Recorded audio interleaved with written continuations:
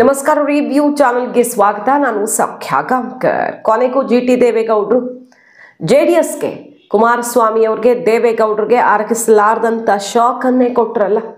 ಅವ್ರ ಪುತ್ರನೇ ಏನೂ ಆಗಲ್ಲ, ಇದೆಲ್ಲ ಸುಳ್ಳು ಅನ್ನೋ ರೀತಿಯಲ್ಲಿ ಮೊನ್ನೆ ಸ್ಟೇಟ್ಮೆಂಟ್ ಕೊಟ್ಟಿದ್ರು.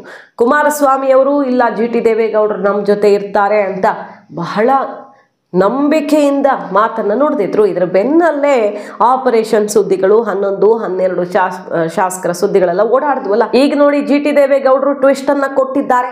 ಮಾಹಿತಿ ಮುಂದೆ ಇಟ್ಟಿದ್ದೀವಿ. ಮಿಸ್ ಮಾಡಿದ್ರೆ ನಮ್ಮ ಚಾನಲ್ನ ಸಬ್ಸ್ಕ್ರೈಬ್ ಮಾಡಿ ನಿಮ್ಮ ಅಭಿಪ್ರಾಯ ಕಮೆಂಟ್ ಮಾಡಿ ತಿಳಿಸಿ. ವೀಕ್ಷಕರೇ, ರಾಜ್ಯ ರಾಜಕಾರಣದಲ್ಲಿ ಸಂಕ್ರಾಂತಿ ಹೊತ್ತಲ್ಲಿ ಬಹುದೊಡ್ಡ ಕ್ರಾಂತಿ ಫಿಕ್ಸ್ ಅನ್ನುವ ಭವಿಷ್ಯವಾಣಿ ಸುಮಾರು ದಿನಗಳಿಂದ ಸದ್ದು ಮಾಡ್ತಾನೆ ಇದೆ. ಅದರಲ್ಲೂ JDS ಛಿದ್ರವಾಗುತ್ತೆ ಅನ್ನೋದಕ್ಕಿಂತ JDSನ ಅಸ್ತಿತ್ವವನ್ನೇ ಅಲ್ಲಾಡಿಸ್ತೀವಿ ಅಂತ ಬೇರೆ ಯಾರೂ ಅಲ್ಲ, ಮಾಧ್ಯಮಗಳಲ್ಲ, ಸ್ವತಃ ಕಾಂಗ್ರೆಸ್ನ ನಾಯಕರು ಹೇಳ್ತಿದ್ದಾರೆ.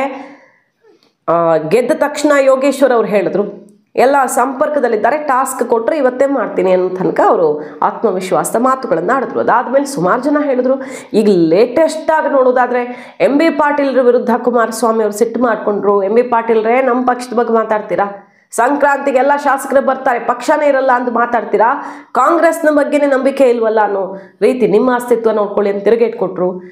ಶಿವಗಂಗಾ ಬಸವರಾಜ್ ಅವರು ಅವರೇ ಬರ್ತೀನಿ ಅಂತಿದ್ದಾರೆ, ಬೇಡ ಅನ್ನೋಕ್ಕಾಗತ್ತಾ, ಅವರನ್ನು ಕರ್ಕೊಳ್ತೀವಿ ನಾವು ಅನ್ನುವ ಮೂಲಕ JDS ಶಾಸಕರು 11 ಜನ ಶಾಸಕರು ಸೇರೋದು ಫಿಕ್ಸು ಅಂತ ಶಾಸಕರೇ, ಕಾಂಗ್ರೆಸ್ನ ಶಾಸಕರೇ, DK ಬಣದ ಪರಮಾಪ್ತ ನಾಯಕನೇ ಓಪನ್ ಆಗಿ ಹೇಳಿದ್ರು. ಇದೆಲ್ಲ ಸುದ್ದಿಯನ್ನು ನಿಮ್ಮ ಮುಂದೆ ಇಟ್ಟಿದ್ದೀವಿ. ಈಗ ನೋಡಿ, GT ದೇವೇಗೌಡರು ತನ್ನ ನಿರ್ಧಾರವನ್ನು ಪ್ರಕಟಿಸಿದ್ದಾರೆ. ಸಂಧಾನ ವಿಫಲವಾಗಿದೆ, ಕುಮಾರಸ್ವಾಮಿ JDSನ ಸಂಧಾನ ವಿಫಲವಾಗಿದೆ ಅನ್ನೋದು ಸದ್ಯದ ಲೇಟೆಸ್ಟ್ ಡೆವಲಪ್ಮೆಂಟ್. GT ದೇವೇಗೌಡರ ಮನೆಗೆ ಸಾರಾ ಮಹೇಶ್ ಮತ್ತು ಪುಟ್ಟರಾಜು ಅವರನ್ನು ಕಳಿಸಿಕೊಟ್ಟಿದ್ರು. ಹಿಂದಿನ ಸಲ ದೇವೇಗೌಡರೇ ಮನೆಗೆ ಹೋಗಿ ಬಹಳ ಭಾವನಾತ್ಮಕವಾದ ಒಂದು ಚಿತ್ರಣ ಕಂಡು ಬಂತಲ್ಲಿ. ಕಣ್ಣೀರು ಹಾಕಿ ಬೇಸರ, ಕೊನೆಗೆ GT ದೇವೇಗೌಡರ ಕುಟುಂಬಸ್ಥರೆಲ್ಲ ದೇವೇಗೌಡರ ಮಾತನ್ನು ನಾವು ತೆಗೆದು ಹಾಕಲ್ಲ ಅಂತ ಉಳ್ಕೊಂಡ್ರು. ಆದರೆ ಈಗ ಹಂಗಿಲ್ಲ, ಪರಿಸ್ಥಿತಿ ಬದಲಾಗಿದೆ. 23 ಚುನಾವಣೆಗೆ ಹೋಗಬೇಕಿತ್ತು, ಬಟ್ 24ರ ಚುನಾವಣೆ ಮುಗಿದು, ಈಗ ಲೋಕಸಭೆ ಮುಗಿದು ಪರಿಸ್ಥಿತಿ ಬದಲಾಗಿರೋ ಹೊತ್ತಲ್ಲಿ GT ದೇವೇಗೌಡರು ತೀರ್ಮಾನ ಮಾಡಿದ್ದಾರೆ. ಸಂಧಾನಕ್ಕೆ ನೋ ಎಂದು ಅವ್ರನ್ನ ವಾಪಸ್ ಕಳಿಸ್ಕೊಟ್ಟಿದ್ದೀನಿ, ನಾನು ಪಕ್ಷದ ಕೆಲಸಕ್ಕೆ ಹೋಗಲ್ಲ ಅಂತ ಈಗ ಓಪನ್ ಆಗಿ ತಿಳಿಸಿದ್ದಾರೆ. ಏನು ಮೀಟಿಂಗ್ ಇದೆ, ಪಕ್ಷದ ಮೀಟಿಂಗ್ ಇದೆ, ಇಲ್ಲಿ ಕಾಂಗ್ರೆಸ್ ಮೀಟಿಂಗ್ ಎಲ್ಲ ಆಗ್ತಿದೆ, ಹಾಗೆ JDS ಕಚೇರಿಯಲ್ಲಿ JDSನ ಮೀಟಿಂಗ್ ಕರೆದಿದ್ದಾರೆ. ಅಧ್ಯಕ್ಷರ ಆಯ್ಕೆಗೆ ಎಲೆಕ್ಷನ್ ಮಾಡೋದಕ್ಕೆ ಹೊರಟಿದ್ದಾರೆ. ಈಗ ಸದ್ಯದಲ್ಲೇ ತಾನೇ ರಾಜ್ಯ ಸುತ್ತೀನಿ, ಕಾರ್ಯಕರ್ತರ ಮನೆಗೂ ತೆರಳಿ ವಾಸ್ತವ್ಯ ಹೂಡಿ ಪಕ್ಷ ಸಂಘಟನೆ ಮಾಡ್ತೀನಿ ಅಂತ ಕುಮಾರಸ್ವಾಮಿ ಅವರು ಹೇಳಿದ್ದಾರೆ. ಇದೆಲ್ಲದರ ನಡುವೆ ಈಗ GT ದೇವೇಗೌಡರು ನಾನಿನ್ ಪಕ್ಷದ ಕೆಲಸಕ್ಕೆ ಬರಲ್ಲ, ನಾನು ತುಂಬ ಬ್ಯುಸಿ ಇದ್ದೀನಿ, ಕ್ಷೇತ್ರದ ಕೆಲಸ ಇದೆ, ಮನೇಲೂ ತುಂಬ ಕೆಲಸ ಇದೆ, ಸೊ ಬರೋಕ್ಕಾಗಲ್ಲ ಅಂತ ಸೆಡ್ಡು ಹೊಡೆದಿದ್ದಾರೆ. ಕಡ್ಡಿ ತುಂಡು ಮಾಡುವ ಮೂಲಕ ಪಕ್ಷ ಸಂಘಟನೆ ವಿಚಾರವಾಗಿ ನಾಳೆ ರಾಜ್ಯಾಧ್ಯಕ್ಷರ ಸಭೆ ಕರೆಯಲಾಗಿದೆ. ನಾಳೆ JP ಭವನ ಸಭೆ ಇದೆ, ನೀವೇನಾದ್ರು ಹೋಗ್ತೀರಾ? ನಾನು ನೇರವಾಗಿ ಮಾತಾಡಿದ್ದೀನಿ. ಪುಟ್ಟರಾಜು ಅವರು, ಸಾರಾ ಮಹೇಶ್ ಅವರು ಇಬ್ಬರು ಕೂಡ ನಮ್ಮ ಮನೆಗೆ ಬಂದಿದ್ರು. ನಮ್ಮ ಕೇಂದ್ರದ ಸಚಿವರು ಇಲ್ಲಿ ಬರ್ತಕ್ಕಂಥ ಸಂದರ್ಭದಲ್ಲಿ ದಿಶಾ ಮೀಟಿಂಗ್ ಸಭೆಗೆ ಹೋಗಬೇಕಾಗಿತ್ತು. ನಾನು ಆವತ್ತು ಮೈಕೈ ನೋವು ಬಂದು ಬೆಳಗ್ಗೆ ಹೇಳ್ಬೇಕಾಗಲಿಲ್ಲ, ದಿಶಾ ಮೀಟಿಂಗ್ ಸಭೆಗೆ ಹೋಗಲಿಲ್ಲ. ಪಕ್ಷದ ಸಭೆಗೆ ನಾನು ಇವಾಗ ಬರಲ್ಲ, ನಾನು ಪಕ್ಷದ ಸಂಘಟನೆಗೆ ಓಡಾಡಲಿಕ್ಕೆ ಆಗೋದಿಲ್ಲ, ನನಗೆ ಮನೆ ಜವಾಬ್ದಾರಿ ಜಾಸ್ತಿ ಆಗಿದೆ. ಮತ್ತು ಕ್ಷೇತ್ರ ನೀವೇ ನೋಡಿದ್ರಿ, 900 ಬಡಾವಣೆಗಳು ಹಸ್ತಾಂತರ ಮಾಡಿದ್ದಾರೆ. ಸುಮಾರು 10 ವರ್ಷ 15 ವರ್ಷದಿಂದ ಮೂಡಾನೂ ಅಭಿವೃದ್ಧಿ ಮಾಡಿಲ್ಲ, ನಗರ ಪಾಲಿಕೆನೂ ನಮ್ಮ ಸೇರಲ್ಲ ಅಂತ ಮಾಡಿಲ್ಲ. ನಿನ್ನೆ ಮುಖ್ಯಮಂತ್ರಿಗಳ ಸಭೆಯಲ್ಲಿ ಹೇಳಿದ್ವಿ 624 ಈಗ ವರ್ಗಾವಣೆ ಆಗಿದ್ದಾವೆ. ಅದು ಇಲ್ಲಿಗೆ ನಾನು ಆವತ್ತೇ ಹೇಳಿದೆ, ನಾನೇ ಇರಲಿ ಬೇರೆ ಯಾರೇ ಇರಲಿ ಅವ್ರು ಲೋಕಾಯುಕ್ತಕ್ಕೆ ಕೊಟ್ಟಿದ್ದಾರೆ ಅಂತೇಳಿ ನೋಡಿದೆ. ನಿಮ್ಮಲ್ಲಿ ಲೋಕಾಯುಕ್ತ ಕೊಟ್ಟಿದ್ರೆ ಸಂತೋಷ. ಲೋಕಾಯುಕ್ತರು ಅತಿ ಶೀಘ್ರವಾಗಿ ಆ ತನಿಖೆ ಮಾಡಿ ತಪ್ಪು ಮಾಡಿದರೆ ಸೂಕ್ತ ಕ್ರಮ ಕೈಗೊಳ್ಳಿ ಅಂತೇಳಿ ಒತ್ತಾಯ ಮಾಡ್ತೇವೆ. ತಾನು ಕಾಲು ಹೊರಗಿಡೋದು ಫಿಕ್ಸ್, ಕೈ ಹಿಡಿಯೋದು ಫಿಕ್ಸ್ ಅನ್ನುವಂಥ ಸಂದೇಶವನ್ನು ಈಗ ನೇರವಾಗಿ ಕೊಟ್ಟಂಗಾಯ್ತು. ಈಗ ಅವ್ರ ಮಗ ಮೊನ್ನೆಷ್ಟು ಏನಂದ್ರು, ಹೌದು ಕಾಂಗ್ರೆಸ್ಸಿಂದ ಒತ್ತಡ ಇರೋದು ಹೌದು, ಕರೀತಿರೋದು ಹೌದು, ಪ್ರಯತ್ನ ಮಾಡ್ತಿರೋದು ಹೌದು, ಆದರೆ ನಾವು ಹೋಗಲ್ಲ ಅನ್ನೋ ರೀತಿಯಲ್ಲಿ ಹೇಳಿದರು. ಆದರೆ ಈಗ GT ದೇವೇಗೌಡರು JDSನ ಕೆಲಸಗಳಿಗೆ ಹೋಗಲ್ಲ, ಪಕ್ಷದ ಮೀಟಿಂಗ್ ಹೋಗಲ್ಲ ಅನ್ನುವ ಮೂಲಕ ಇನ್ನೇನು ಮಾಡ್ತಾರೆ? JDSನಿಂದ ದೂರ ಆಗಿದ್ದಾರೆ ಅಂದರೆ ಅವ್ರು ಇನ್ನೇನು ಮಾಡೋದಕ್ಕಾಗತ್ತೆ?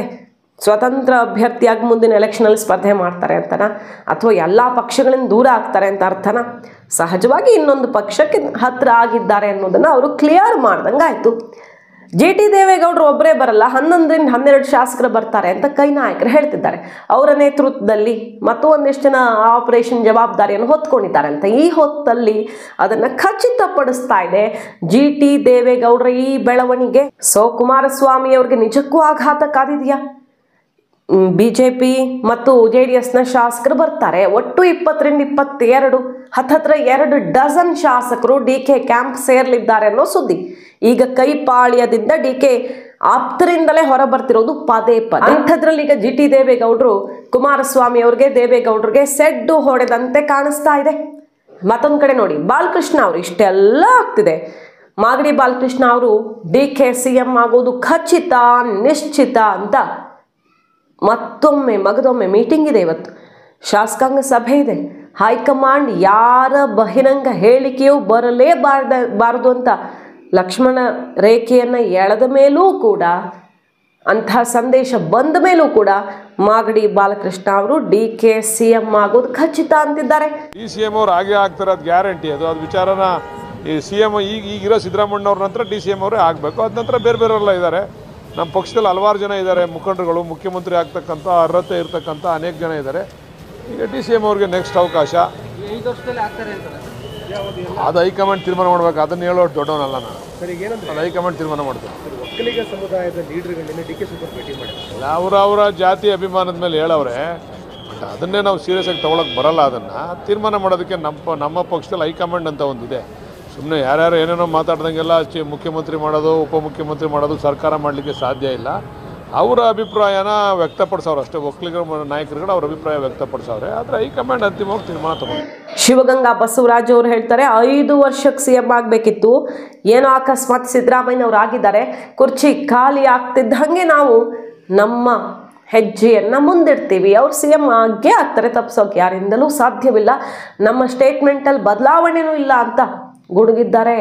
ಸೊ ಒಂದು ಕಡೆ DK ಆಪ್ತ ಬಣದ ಶಾಸಕರು ಹೈಕಮಾಂಡ್ಗೂ ಡೋಂಟ್ ಕೇರ್ ಅಂತ CM ಜಪ ಮಾಡ್ತಿರೋದು, ಮತ್ತೊಂದು ಕಡೆ ಆಪರೇಷನ್ ಕಾರ್ಯಾಚರಣೆ ಚುರುಕಾಗಿದ್ದು DK ಬಣ ಸೇರೋದಕ್ಕೆ ಈಗ ದಳದಲ್ಲಿರುವಂತಹ ಶಾಸಕರು ತುದಿಗಾಲಲ್ಲಿ ನಿಂತಿದ್ದಾರೆ ಅನ್ನೋ ಸುದ್ದಿ ಕುತೂಹಲಕ್ಕೆ ಕಾರಣ ಆಗಿದೆ. ಸಂಕ್ರಾಂತಿಯ ಕ್ರಾಂತಿ ಭವಿಷ್ಯ ಏನು ಸಿಡಿದಿತ್ತು, ಹಾಗಾದರೆ ಅದು ನಿಜವಾಗಲಿದೆಯಾ? ಮಾಹಿತಿ ನಿಮ್ಗೆ ಇಷ್ಟ ಆಗಿದ್ರೆ ಮಿಸ್ ಮಾಡಿದ್ರೆ ನಮ್ಮ ಚಾನಲ್ನ ಸಬ್ಸ್ಕ್ರೈಬ್ ಮಾಡಿ, ನಿಮ್ಮ ಅಭಿಪ್ರಾಯ ಕಮೆಂಟ್ ಮಾಡಿ ತಿಳಿಸಿ. Thank you.